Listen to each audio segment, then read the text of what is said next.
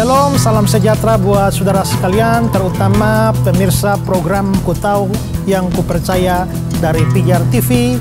Saya Pendeta Esra Soru senang menemui Anda melalui tayangan ini. Dan saudara-saudara, program Ku Tahu yang Kupercaya adalah program pengajaran iman Kristen, hasil kerjasama yang diproduksi bersama Pijar TV dan Yayasan Karya Bakti Esra Soru dan GKN Revival Kupang. Dan saudara-saudara, program Ku Tahu yang Kupercaya ini telah mulai tayang sejak tahun 2016 yang lalu.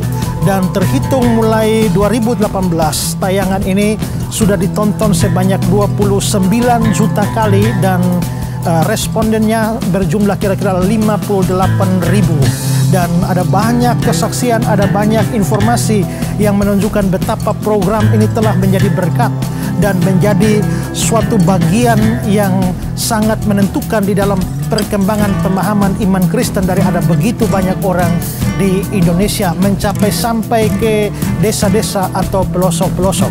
Dan saudara-saudara, program ini setiap tahun diproduksi dan pada tahun ini akan kembali diproduksi pada tanggal 2 hingga tanggal 6 Oktober yang akan datang di Denpasar, Bali. Dan tentu saja saudara, produksi program Ku Tahu yang Kupercaya ini membutuhkan biaya yang tidak sedikit. Akan memproduksi kira-kira 20-an episode. Dan karena itu pada kesempatan ini saya juga mau mengajak saudara-saudara, terutama para penikmat, para pencinta program Ku Tahu yang Kupercaya ini, di mana saja saudara berada, saudara bisa mengambil bagian di dalam produksi program ini dengan menyalurkan dana bantuan saudara, dukungan untuk pelayanan ini. Ada nomor rekening di layar Anda boleh mengirimkan bantuan atau donasi ke sana yang akan dipakai untuk membiayai seluruh program ini. Dan sekali lagi saya mau mengucap terima kasih karena marilah kita mengambil bagian bersama-sama, karena ini adalah pekerjaan bersama. Akhirnya saya Pendeta Esra Soru bersama dengan Pijar TV, Yayasan Karya Bakti Esra Soru, GKN Revival Kupang, meminta terima kasih banyak untuk dukungan dan keterlibatan saudara di dalam produksi program Ku Tahu yang Kupercaya. Tuhan memberkati saudara sekalian. Shalom, salam terang bagi Indonesia. Tadi Pak Pendeta mengatakan untuk merdeka atau mati atau percaya kepada Yesus itu pilihannya di tangan kita. Berarti ada andil dari pihak manusia untuk memutuskan percaya Yesus. Padahal Yesus bilang, bukan kamu yang memilih aku, tetapi aku yang memilih kamu. Mohon pencerahannya Pak Esra. Ya, tadi kalau saudara perhatikan apa yang sungguh-sungguh saya katakan, saya bilang saya berbicara dari sudut pandang manusia. Ya kan? Karena kita juga melihat bahwa Alkitab berbicara biasa dari dua sudut pandang. Contohnya ya, kalau kita melihat beberapa teks Alkitab, dia bilang lalu menyesallah Allah karena dia menciptakan manusia. Lalu menyesallah Allah karena dia telah memilih Saul menjadi raja. Kok Allah kok menyesal? Tapi di sisi yang lain kita juga menemukan ayat yang mengatakan yang mulia dari Israel itu bukan manusia, di mana dia bisa menyesal. Sebetulnya itu tidak bertentangan, tinggal diharmoniskan saja bahwa ketika ayat-ayat mengatakan lalu Allah menyesal, itu disorot dari sudut pandang manusia. Seolah-olah dia menyesal. Ya, tapi kalau dilihat dari sudut pandang Allah, yang mulia dari Israel bukan manusia yang tahu menyesal.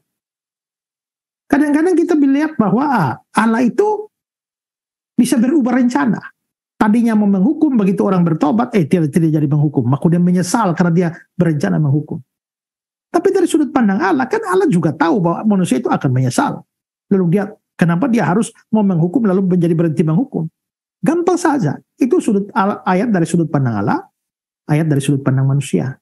Nah, karena itulah maka kita juga mendapati kan di dalam ayat Alkitab yang menyuruh orang percaya. Percayalah kepada Tuhan Yesus Kristus, maka engkau akan selamat.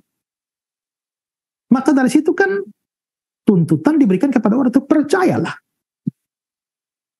Tapi di sisi yang lain, kalau kita bicara dari sudut pandang Allah, maka kita juga tahu, seperti saudara bilang, bukan kamu yang memilih aku memilih kamu.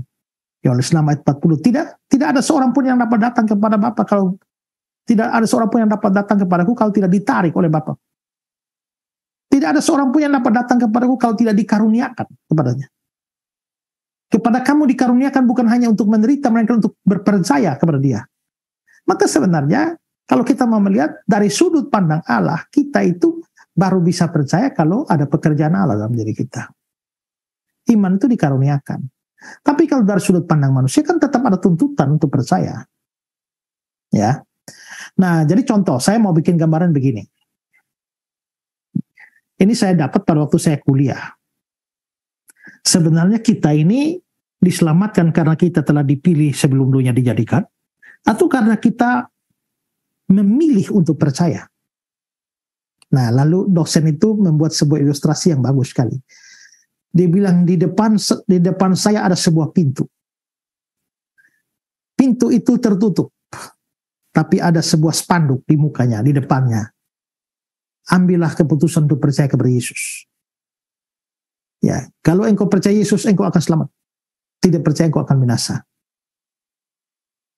Keputusan di tanganmu. Lah, lalu akhirnya saya mengambil keputusan, ya, saya percaya. Maka pintu itu terbuka. Begitu pintu itu terbuka, saya masuk ke dalam. Setelah saya di dalam, lalu saya balik. Ternyata ada satu spanduk lagi di dalam. Dan spanduk itu berkata, selamat. Anda telah dipilih sebelum dunia ini dijadikan. Ya kan? Kalau begitu sebenarnya itu hanya soal sudut pandang aja. Ya.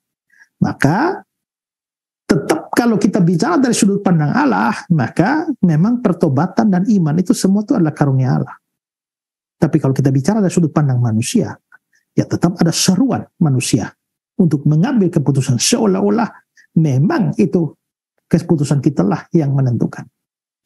Tapi ya, macam di dalam acara KKR, ya kita tetap menyerukan keputusanmu harus di tangan kamu. Tapi saya menyadari dari sudut pandang Allah bahwa sampai seseorang memutuskan untuk percaya itu berarti Allah bekerja di dalam dia. Bukan pekerjaan dia sendiri, bukan andil dia sendiri. Itu. Jadi saya tadi sudah jelaskan tadi, saya bicara dari sudut pandang manusia. Ya.